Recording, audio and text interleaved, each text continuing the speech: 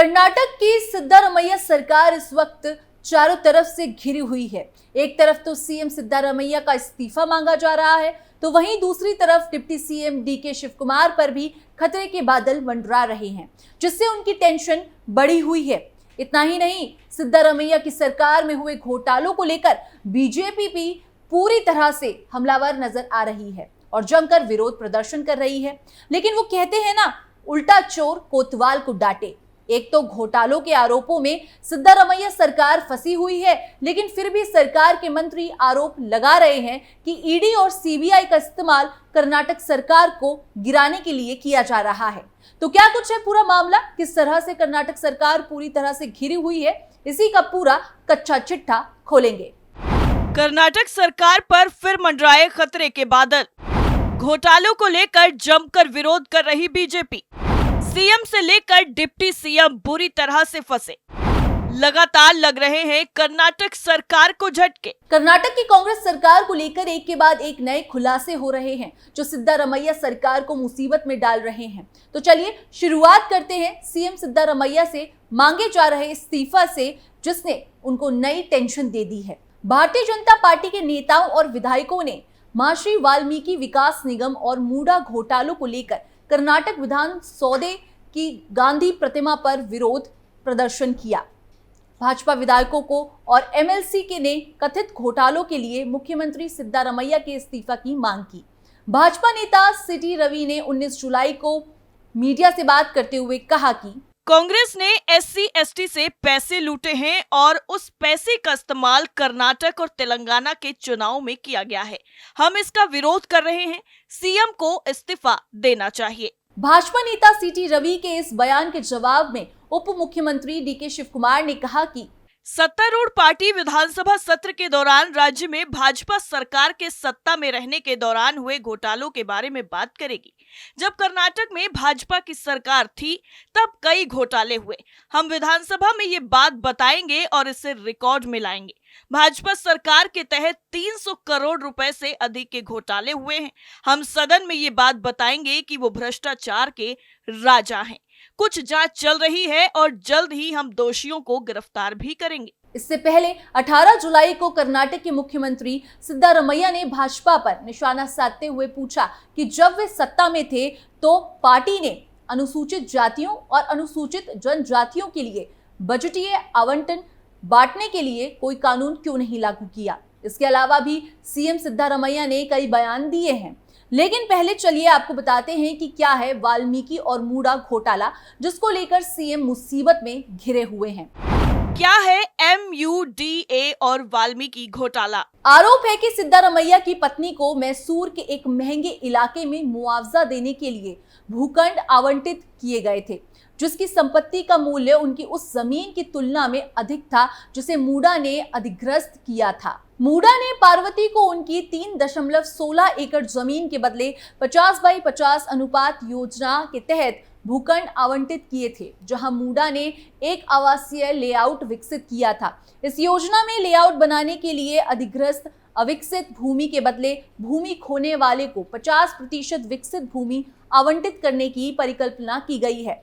वहीं अब कर्नाटक के मुख्यमंत्री सिद्धारमैया ने मैसूर शहरी विकास प्राधिकरण जमीन घोटाले के संबंध में कर्नाटक बीजेपी के आरोपों का जवाब देने के लिए ओबीसी कार्ड का सहारा लिया। उन्होंने कहा कि वो पिछड़े वर्ग से आते हैं और दूसरी बार मुख्यमंत्री बने हैं और इससे सब कोई ईर्ष्या करता है।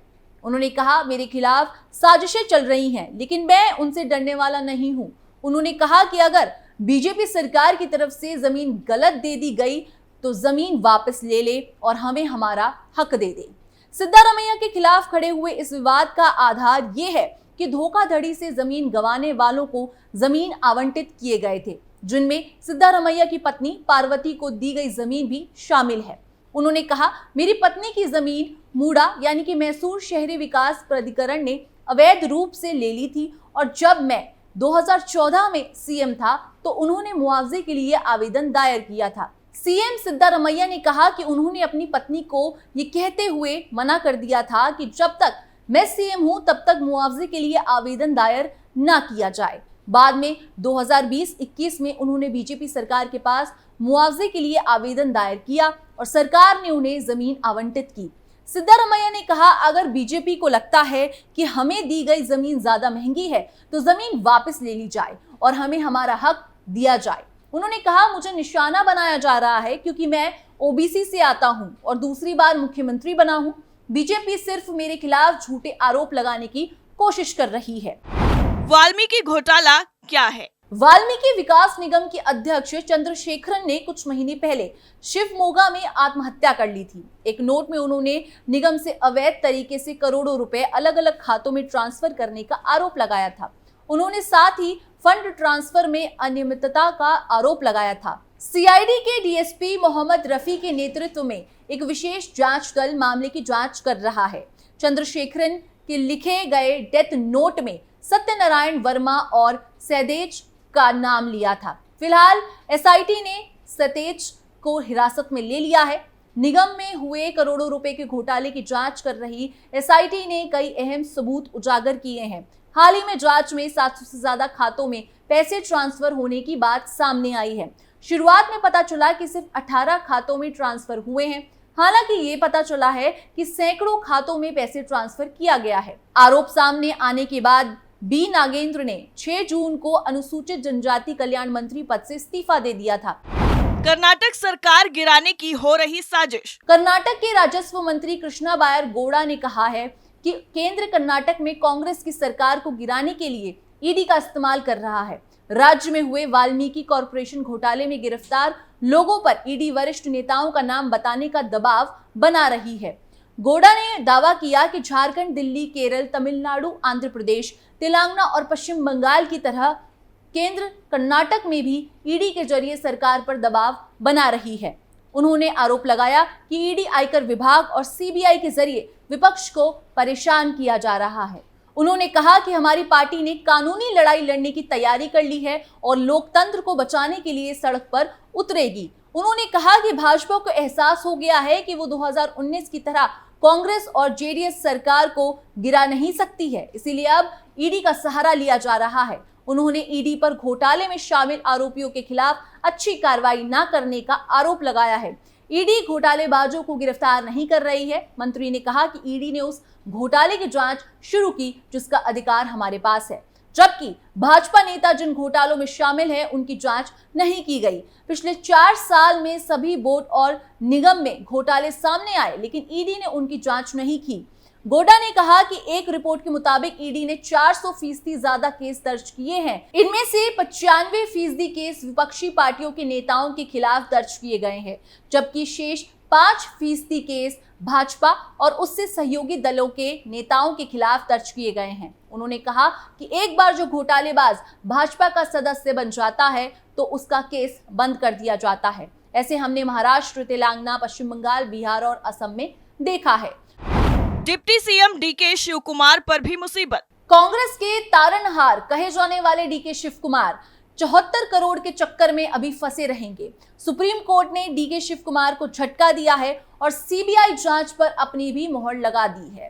कर्नाटक के deputy CM DK Shiv Kumar ने अपने खिलाफ सीबीआई की एफआईआर को चुनौती दे दी, मगर सुप्रीम कोर्ट ने आय से अधिक संपत्ति मामले में उनकी याचिका खारिज कर दी। डीके शिव कुमार ने सुप्रीम कोर्ट के इस फैसले को अनुचित बताया है। उन्होंने कहा कि ये अन्याय है, कुछ भी गलत नहीं किया है और शीर्ष अदालत के आदेश का पालन करेंगे। उन्होंने कहा, मैं सभी कानूनी पहलुओं को देखूंगा और अपील कैसे दायर कर सकता हूं ये भी देखूंगा।